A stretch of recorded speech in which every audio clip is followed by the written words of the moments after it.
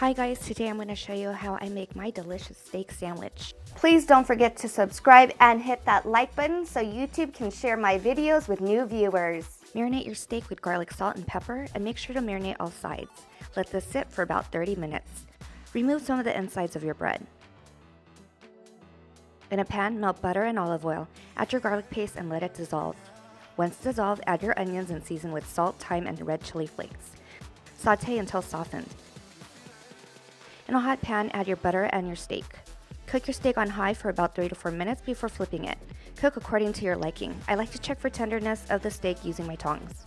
Once done, set it aside. Add cheese and butter to your bread. Bake until the cheese has melted and the bread is toasted.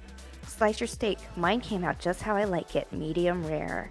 I forgot to put mayo and dijon on the bottom piece of my bread. Add that before adding the arugula. Top with tomato, season with salt, add your steak and the top of your bread, and that's how simple it is to make my delicious steak Sammy. Thank you guys for watching. Please don't forget to subscribe and click on that like button so YouTube can share my video with new viewers, and don't forget to hit the bell so you're notified each time I post a new video.